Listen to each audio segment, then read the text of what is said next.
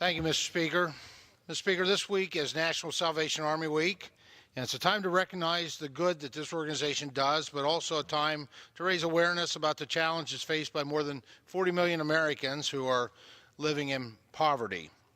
Many who are stuck in poverty because of, well, quite frankly, because of programs and regulations put forth by Washington, D.C. for decades that serve as a spider web and makes people feel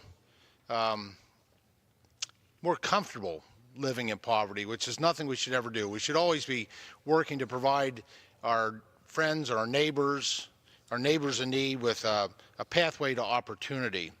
Salvation Army is a great organization, actually, that accomplishes that. With the help of 3.2 million volunteers, the Salvation Army serves nearly 25 million Americans through a range of social services, including food for the hungry, relief for disaster survivors, clothing and shelter for the homeless, and opportunities for underprivileged children.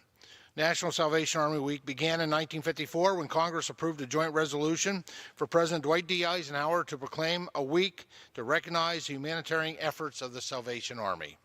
The Salvation Army is one of the nation's largest and oldest faith-based health and human services providers. With a presence in every zip code across the country, the Salvation Army uniquely understands the demands facing Americans in need.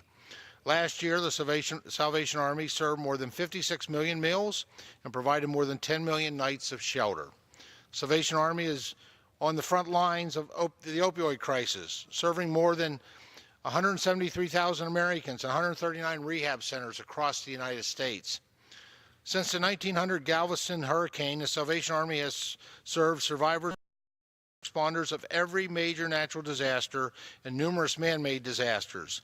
In any given year, it helps more than 275,000 survivors receive hope, healing, and comfort. Through a wide variety of job training programs, including culinary, hospitality, and landscaping training, the Salvation Army helps Americans build the skills they need to acquire gainful employment and lift themselves out of poverty, help them achieve food security. The Salvation Army takes a holistic approach in addressing people's needs. It supports the physical, emotional, and spiritual development of those that they serve.